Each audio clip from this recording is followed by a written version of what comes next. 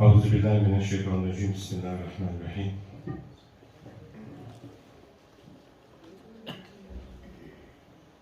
The Secretary General of the Muslim Judicial Council, Rana Khalid Ibrahim Ali, the Ambassador to Kazakhstan, Secretary Teymush, Secretary General of UXA,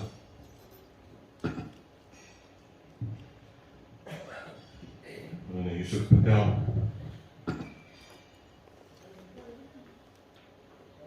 Maulana Ibrahim Bam, Sheikh Imran Ziai, Brother Shabi Chouan, respected ulama, my respected elders, brothers and sisters in Islam, Assalamu alaikum wa rahmatullahi ta'ala wa barakatuh. First and foremost, I'm indeed extremely humbled to have been given the opportunity on behalf of our chairperson, Shabi Chouhan, the chairperson of AMAL, to do a presentation on NPOs and PBOs. I'm more so humbled that some of us and some of my colleagues who might be sitting here, when you appear in court, when you appear before a judge or a magistrate, you are extremely humble. But that humbleness is more out of fear. But alhamdulillah, I'm more humble today to be sitting in the presence and standing here and delivering a talk in front of such luminaries, shuyukhs and imams, inshallah. May Almighty Allah bless you and continue to give you strength to do the good service that you are rendering to the Muslim Ummah at large, inshallah. Before I get to the formal part of our program, I perhaps just want to say just a few words off the cuff. Please make me laugh, I'm recovering from a bit of a cold. I think we must realize our respective positions in our respective professions in society. So many of you are ulama, you've qualified, you're alims, you've studied, and then there are many people sitting here who are professionals. They are also qualified, they've studied in deen as well, but they've perhaps gone a bit further and furthered their knowledge on law and on accounting, with the result that they've chosen those specific professions to advise the public, to advise their clients, because we find ourselves where we're living in a country, it's a Western country, it's not an Islam, a country where Islamic law is the law or order of the day, but it's a country where Roman Dutch law and English law, etc., and a constitution is in place. And as citizens of the country, we have a duty to, at all times, adhere to the constitution, to adhere to the rules and the regulations. I think, and one of my senior colleagues, Brother Sadiq Nasiruddin, alerted me to something earlier on. One of the mistakes that we make is that we only tend to go and consult or speak to a profession once a problem confronts us. The old saying, prevention is always better than cure. One of the beautiful things which has come out of UXA and the booklet that has been collectively prepared by AMAL, OCAF and SINZF is a reflection that amongst us there are indeed many professionals that will be able to assist you and to guide you. And people will say, yeah, but you know, it's professional fees and it costs money, etc., etc. Trust me, amongst all these bodies,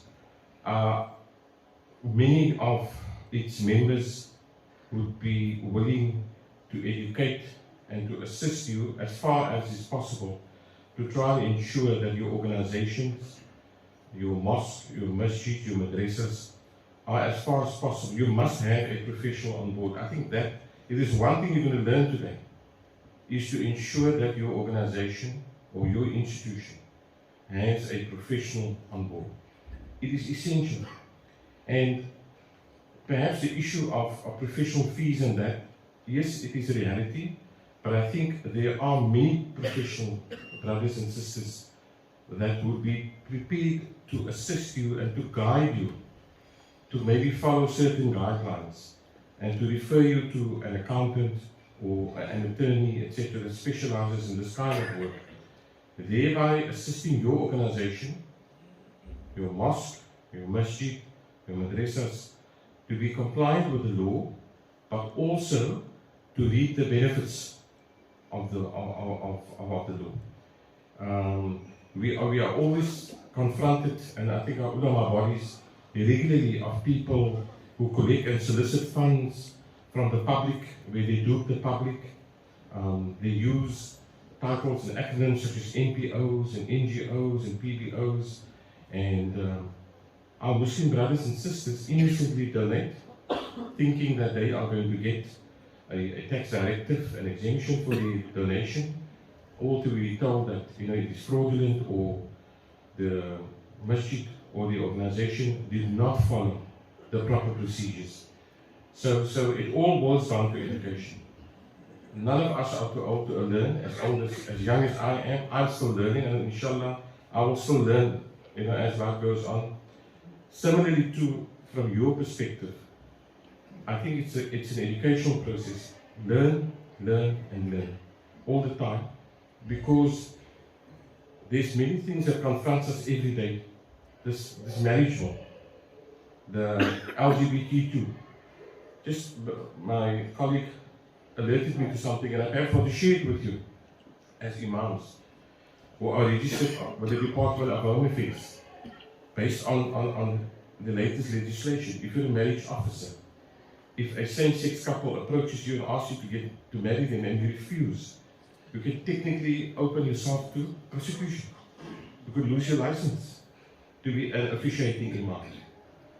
But these are things, I think, and I suggested perhaps one of the tasks that we should set up, again with imamates, and that we get professionals from Awqaf, from Sanzaf, from AMAL, to perhaps enlighten and educate the imams, etc., what is the position of the law, what their rights and what their duties and what their obligations are.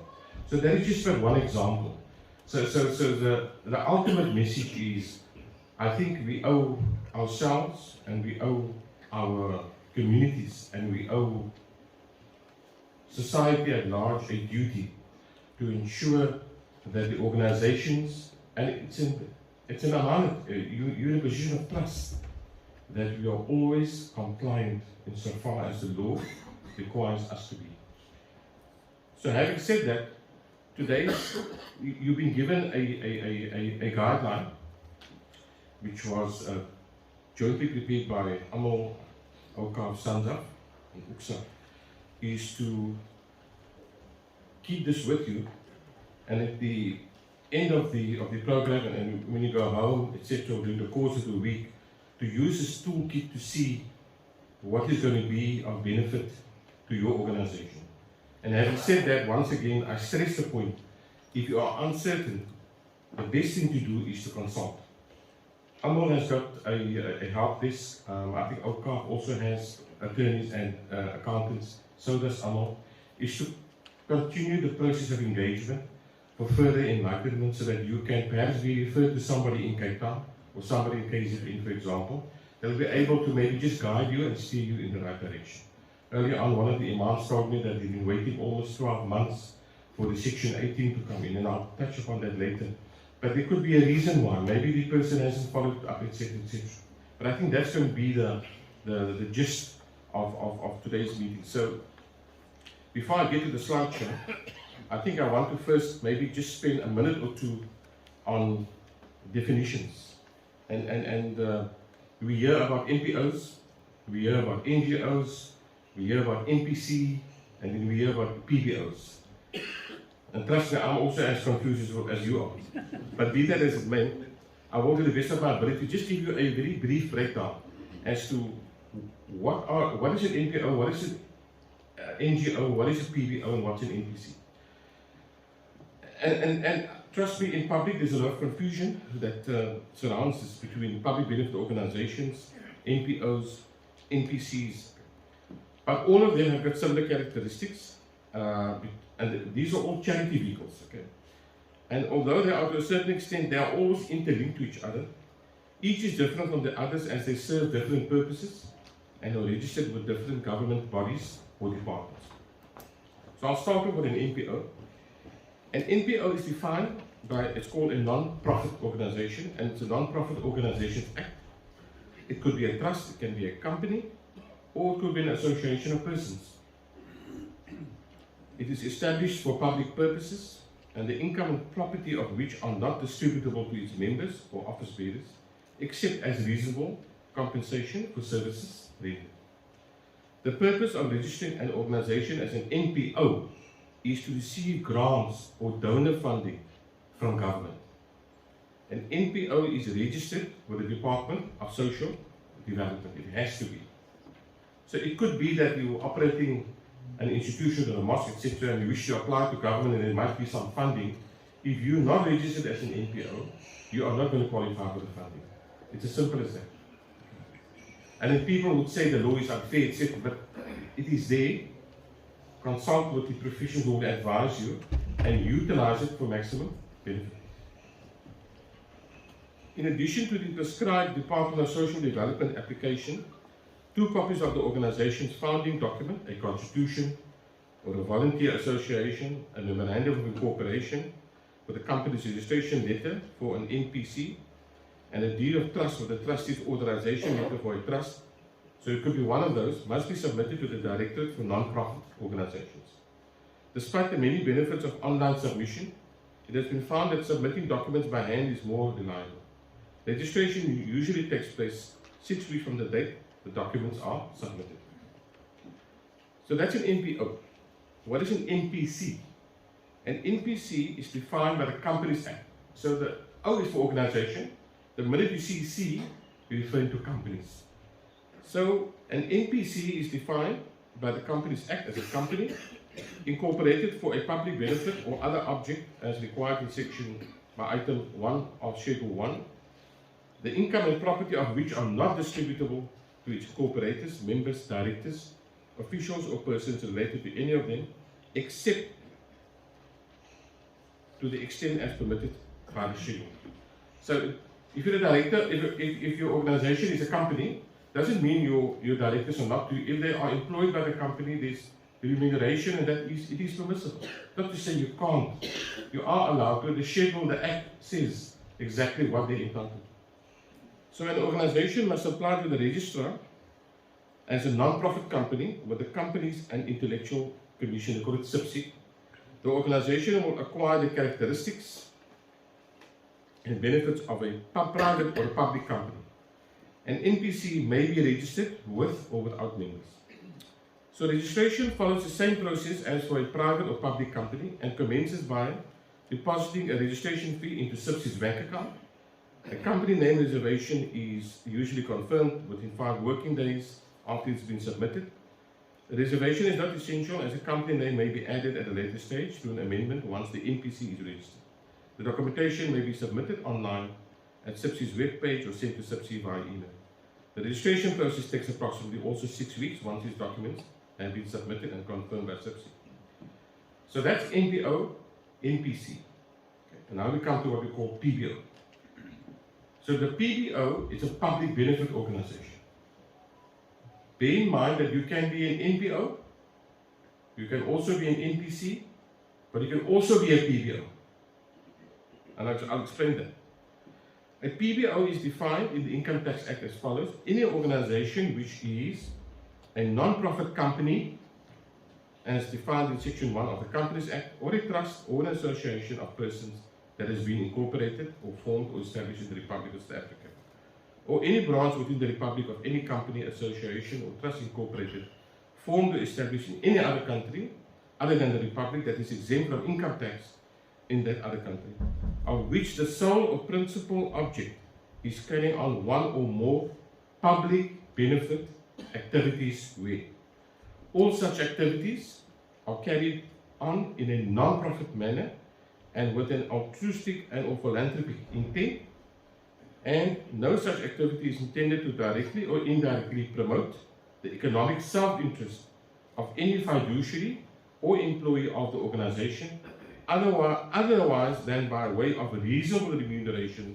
payable to that beneficiary or employee.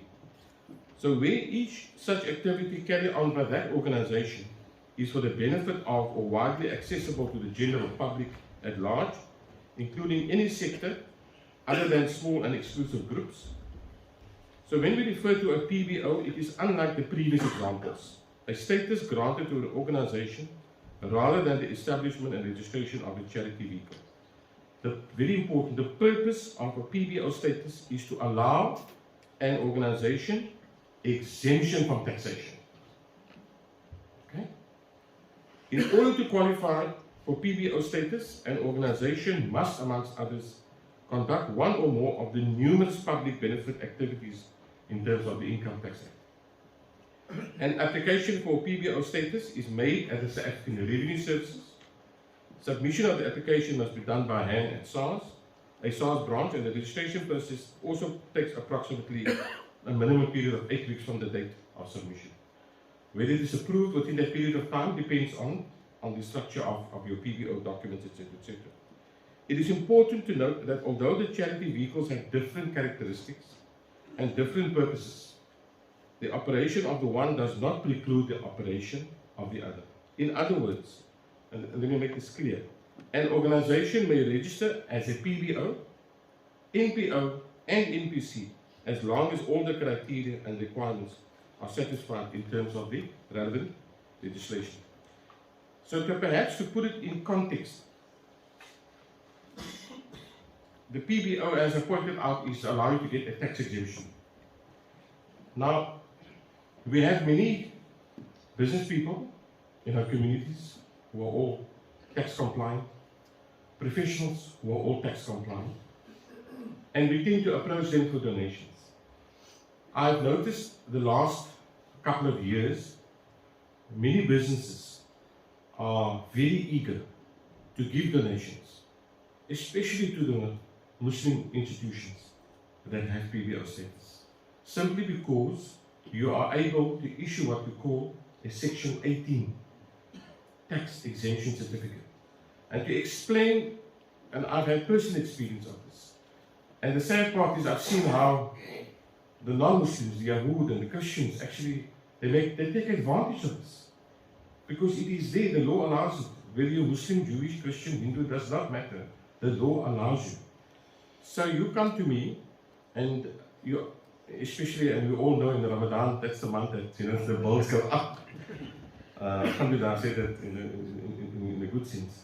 And you say, you want to donate, you like a donation, your annual donation. So you register as a PBO. I ask you, are you registered PBO? Can I get a Section 18 certificate? So alhamdulillah, I'll give you 20,000 rand. 20,000 rand is received. As a registered PBO, you're entitled to issue a tax exemption certificate.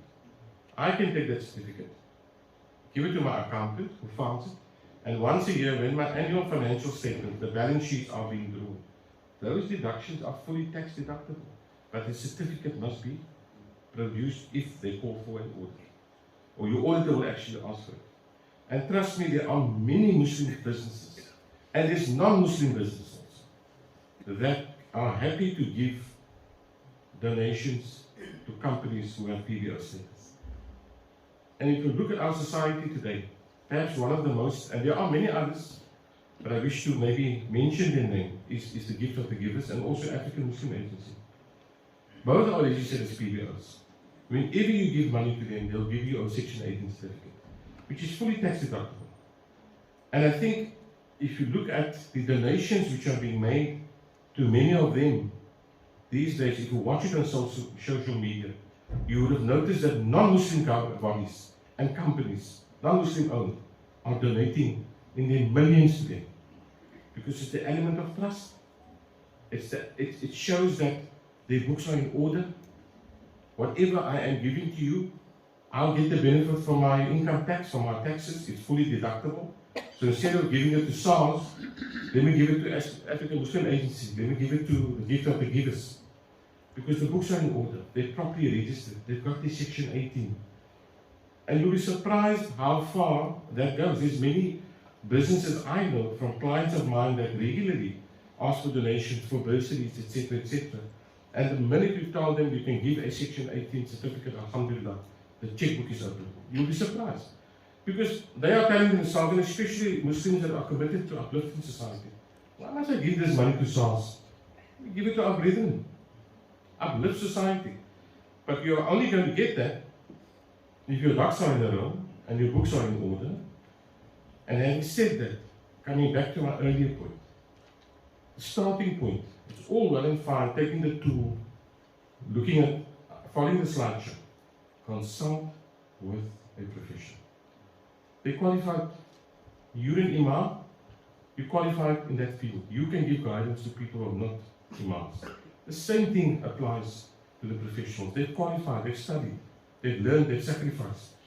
Let them advise you. So the invite will remain open, whereby institutions such as UXA, AMAL, OCAF, SINZIP, etc., if the opportunity presents itself going forward to perhaps have more professionals on a workshop to educate and to guide and to assist masajid, madrasas, institutions and trusts to use the benefit of the law, the loopholes, the legal tax deductions that is available. And I think Maulana Patel, posted something where he says, "May Almighty Allah grant us the wisdom and foresight to discharge our responsibilities adequately, effectively, and efficiently." So even a person who holds imamate status, or trustee status, or chairperson status, you also have that duty to discharge your obligations. And do not try to do it yourself and then afterwards run to somebody and say, "I seek your help." Rather go to the professionals, the bodies, etc. beforehand to assist you and guide you. And trust me, that will be the biggest benefit to your organization going forward. And inshallah, if Allah wills, you will only grow from there once you've understood and structured your institution correctly. So I now wish to proceed to the slideshow, which was actually prepared by a colleague of ours from Durban, Ridwan Khan, who's a qualified chartered accountant. He has 17 years experience. He's a postgraduate certificate in advanced VAT, member of SAICA, VAT specialist, etc. Host of qualifications. He's got extensive tax and VAT consulting experience across non-profit corporate banking. So Ridwan was supposed to have been here, but unfortunately he could not make it. And then, as I said, our chairperson, Brother Shabir, asked me to stand in. So I will proceed to the first part of the slideshow, which is the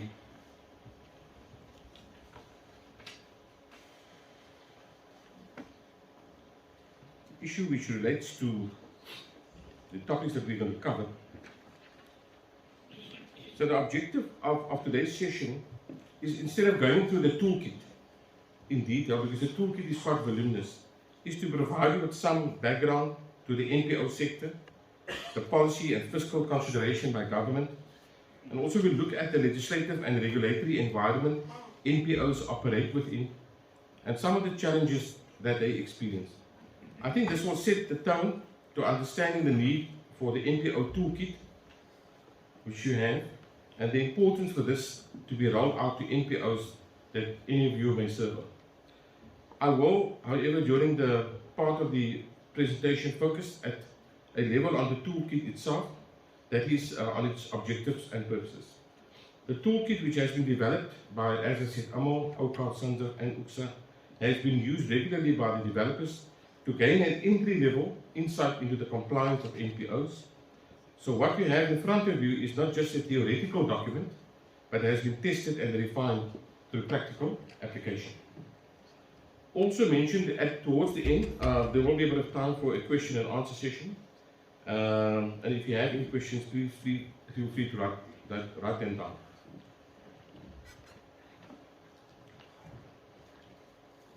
We now come to what we call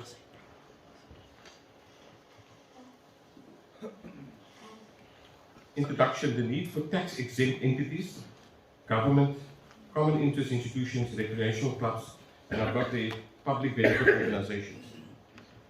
I think it's important to first provide some clarity on what, and I have done so earlier, in NPOs. It's typically a non-profit organization would be any entity which carries out activities in a non-profit manner, meaning that no gains or surpluses should be distributed to an office bearer, director, trustee, etc. These activities could relate to social, religious, educational, welfare, and the list goes on. The fundamental requirement, however, is that part that there should be no promoting of economic interest to any individual or employee. Once an organization meets with this essential requirement, it will be classified as an NPO in the broader sense of the term. As you will note on the slide, all the entities listed will fall into this category, namely body corporates, share blocks, and homeowners, like flats, for example, and sectional titles. Many of them are institutes created by statute, and as long as their income is not used to benefit any of the trustees, etc., they would eventually, qualify for an NPO status. So they fall under. But our session, like I said earlier on, will be focused on public benefit organizations, and I will use the term interchangeably going forward. Non-profit organizations play a very significant role in society as they share the responsibility for the social and development needs of South Africa. The financial burden which would have fallen on government is therefore relieved. Our tax system must therefore be designed to have benefits to assist these entities by supplementing their financial resources and creating a supporting environment for them to achieve their objectives. Preferential tax treatment or tax concessions in the form of exemptions is therefore provided to certain entities who meet these requirements. These tax exemptions will generally be subject to requirements. A simple example, making the application for the exemption rather than being automatically exempt. A further example for public benefit organizations and recreational clubs have to apply for the income tax exemption, whereas certain organizations enjoy an automatic exemption. I'll give you an example. SANRA, South African National Roads, is not required to apply for such an exemption by nature of their activities. Okay, and it's due to their nature and extent of their activities which they are operating. In certain instances where the nature of the operations of an entity are so diverse that government would not necessarily benefit from all its activities, it becomes necessary by government to provide tax relief and at a more focused level. In this case, all the receipts or income of the entity may not be exempt, but only certain amounts received by it. Exempting specific receipts or amounts rather than the entire entity then becomes a better and more focused fiscal policy tool. So therefore, conceptually, there are three designs that apply. Okay. The first is entities totally exempt, including all amounts received. The second one is entities exempt from certain taxes, but taxable on others or on certain amounts or limitations or thresholds. And thirdly, entities subject to tax, but certain amounts are exempt. So those are the categories wherein one will find the exemptions. I go to the next slide, which is what we call the background. NPOs rely on the generosity of the public and government to collect funds. Strict measures that thus required to ensure that neither the state, business, or nor the public is exploited, and meticulous financial reporting to assure donors of appropriate application of funds and encourage future funding. So I cross-reference that to my earlier point. Donors will give you money if your books are in order, if you are tax compliant, if you have a valid registration certificate. Trust me, donors will give you money. It is the nature. It is people, even you wouldn't want to give money to somebody, and there is no sort of comfort. Like the person who comes to your door, and I think many of us have experienced, I've been caught one day. The guy comes, long dari, beard, so many tasbihs, peto, comes with the letters, and you feel so sorry, and he's from some impoverished, lo and behold, this is somebody who's probably living in one of the affluent suburbs, and they collect monies and they collect monies and they dupe society. So, and it's only a human feeling that you want to give. But I think many of us have learned lessons. We have given to individuals and institutions where people have been duped into giving funds and they've actually lost a lot of money.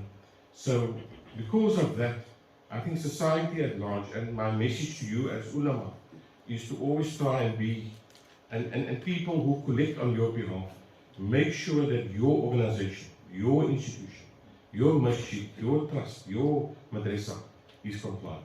And I go back to my earlier point, consult with a professional and let them assist and guide you. So the background, so the majority of funding for NPOs comes from public monies, either through personal or corporate donations, or even government grants. The implementation of strict measures is critical to ensure that neither the government business nor the public is exploited. So that's the crux of it. That why they are so strict is that institutions don't exploit the public. And that is important because it's not only about, it's about exploiting our own people. That's the reason why. Because a donor has a basic right to have access to the organization's most recent financial statements, to be assured that the donations will be used for the purposes for which it was given, to feel free to ask questions when making a donation, and to receive prompt, truthful, and forthright answers. Now, you might think, yeah, it's a Muslim organization, why are you questioning it, etc. No. One of the basic tenets of Islam is honesty, integrity,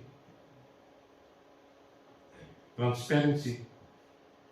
You cannot expect, because you're a Muslim organization, you go to a Muslim businessman, that the Muslim businessman must just give you. No. You must be transparent in your dealings.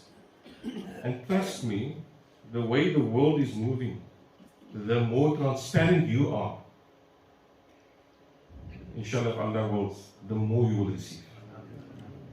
Trust me, that is the way the world is moving. Things are changing and happening at such a pace in legislation. And you must also bear in mind, if you look at our communities, none of our parents were educated. They had shops, they were carpenters, they were bricklayers, they were tilers, they were delivery trucks. But the generation after that, and we always want to give our children the best, because we never had it. Our parents didn't have it. But our children have become educated. Alhamdulillah, I don't think, and I speak for Cape Town, maybe I speak for South Africa, has produced so many good, honest, upright Muslim professional brothers and sisters in different professions. And they've manifested and established themselves all over the world. So the generation you are dealing with here today have become savvy, and they've learned to be compliant. So it is pointless thinking that if you're going to dress up in religious garb and go to somebody and just think you are going to get a donation, trust me, because of their experience, because of their knowledge, etc., etc., they will only be happy to help you and assist and donate. And trust, there are many, many, many business people and professionals alike who will be too happy to help, because they are people of the deen. I mean, they want to uplift. Charity begins at home. But to help you, they also expect your house to be in order. And if they have the slightest hint that it is not, trust me, you're not going to gain a benefit from it. You might get it once, but the second time they'll say, no, I will rather give it to Give for the Givers, or I want to give it to African Muslim Agency, or NJC, or whoever.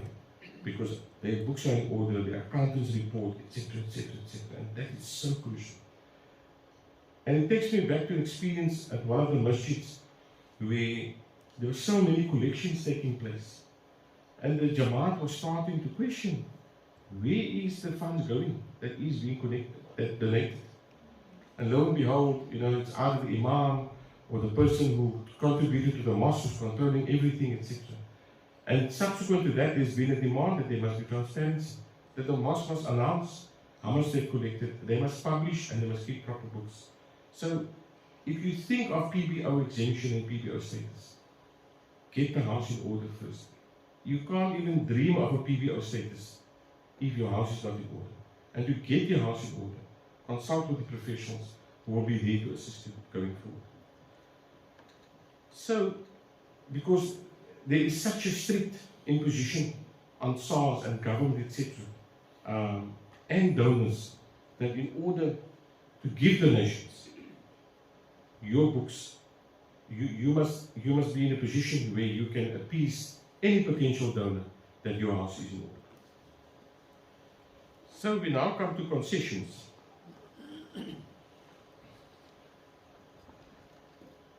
Concessions provide a large degree of preferential treatment to NPOs. A major factor for government is that concessions should, however, not negatively impact policy aims of being neutral and equal. The main policy conditions for government when it comes to concessions in the NPO sector are usually that the entity must have checks and balances to ensure it limits itself to the main objectives that benefit government. The entity must have a non-profit focus to ensure that there remains a substantial motivation to use all resources in achieving its main public interest objective. And 3, that external parties may not benefit from the entity's resources outside the scope of its objectives.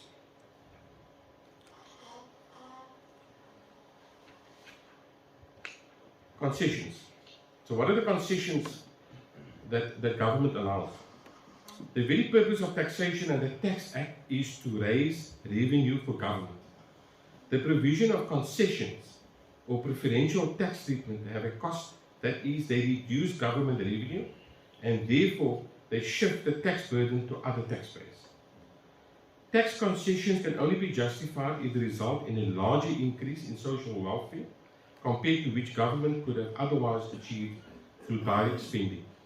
Concessions given to NPOs may also affect tax-paying businesses in the economy and create unfair competition, which then affects the integrity of the tax system.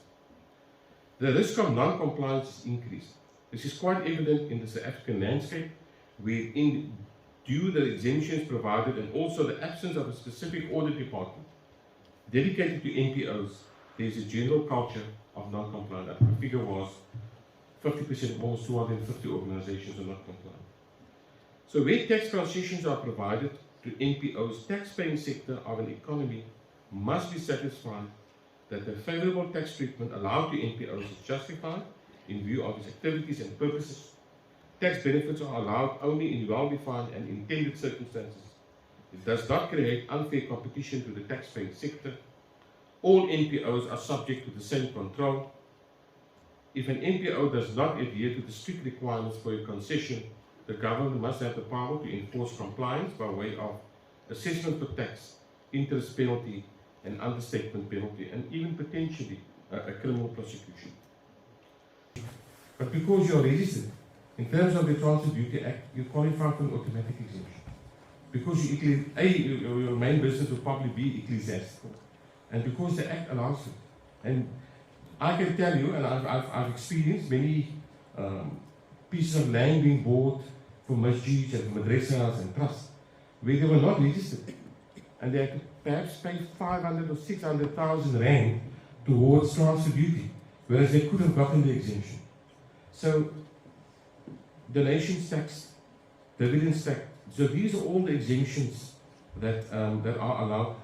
Pay as you earn, unemployment insurance, and fully, there is no exemption. So if you have staff, if you're a PBO or a NPO, and if you registered and you have staff, you have a duty that they pay as you earn, you must be registered.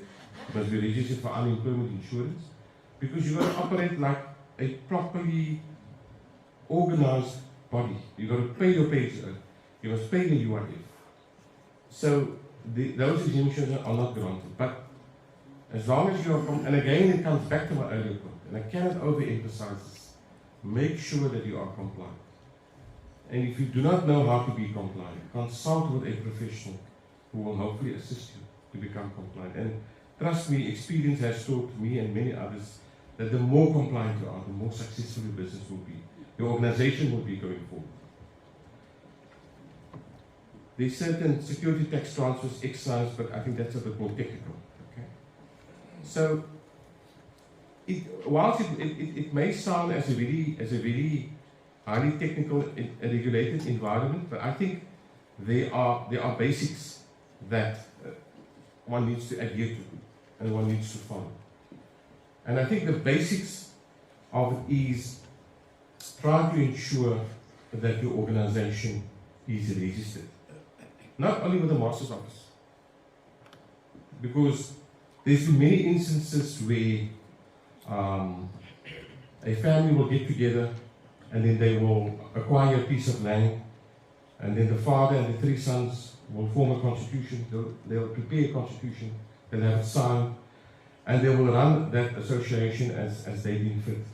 But there will come a time where they have to, because of succession, when people pass away, etc., where the masjid is now all of a sudden tasked with operating and conducting the affairs, because the donor, etc., has passed away. So in a case like that, the best advice is to ensure that the affairs of every institution, every masjid, every madrasa, that the affairs are in order. Make sure it is a trust. And believe me, you can be a trust, you can be a company, you can be an association. All those institutions qualify for PBO status as well, as long as your aims and objectives are in line with what the Department of Social Development requires.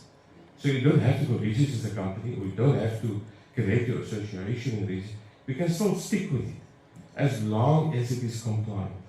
So, and there's been many sad cases where, I know in particular of a case where property, a masjid was built, I think it was in one of the outlying towns, also by a family, and then the financial institution had given a bond on this property. And the bond went into arrears, and the legal process followed, and the property was attached. And the masjid was about to be sold in execution. Astaghfirullah. But alhamdulillah for that, Jamaat, they came together, they stood together, they raised the funds, and they eventually had the trustees, I think, removed. So just to give you an indication, it can be dangerous sometimes when one person wants to donate a property. You might say it's waqf, etc., but they want to exercise perpetual control with themselves and their families, and the Jamaat does not have any say. And that is a very unhealthy scenario and situation, which again comes back to the purpose of today's seminar and presentation, is to ensure that the organization you belong to, or that you have been entrusted to lead, is compliant in all regards and in all aspects. And more so, if you have a vision for your organization, go out there to solicit funds, to grow, to sponsor your madrasas and your feeding schemes, etc., etc., to gain all their benefits. Make sure that the foundation is set and correct. Shukran, alhamdulillah. With that, I'll close the formal part of this session. Assalamu alaikum wa rahmatullahi wa barakatuh. Alhamdulillah. It is the fadl of Allah subhanahu wa ta'ala and the mercy of His beloved sallallahu alayhi wa sallam that not only did this meeting take place, but alhamdulillah, each and every one of us is alive. In the verses of the Holy Quran, Surah 31, verse 12, Allah subhanahu wa ta'ala states to us in the Holy Quran that whosoever is grateful, indeed he is grateful because of himself, for his benefit. And this is indeed a means to be grateful for the hadith of the Nabi sallallahu alayhi wa sallam. If we have to go into the hadith in Abu Darda as well as Ahmad, Tirmidhi, there is a hadith of the Nabi sallallahu alayhi wa sallam. He who does not thank man can never be grateful to Allah. So we want to take this opportunity, alhamdulillah, on behalf of the United Ulama Council of South Africa, in thanking each and every one of you for your time, for being here, for your presence. And we make dua that may Allah subhanahu wa ta'ala give us the tawfiq that we can make a amal upon this ilm. Because having this knowledge but not acting upon it is of no use. So it is important, may Allah subhanahu wa ta'ala reward you abundantly. And especially, alhamdulillah, to the partners, there is AMAL, Uqsa, Awqaf, Sanzaf, and various other bodies. May Allah subhanahu wa ta'ala reward you for your intention. May Allah subhanahu wa ta'ala bless you, because every single institution that becomes compliant, you get the reward.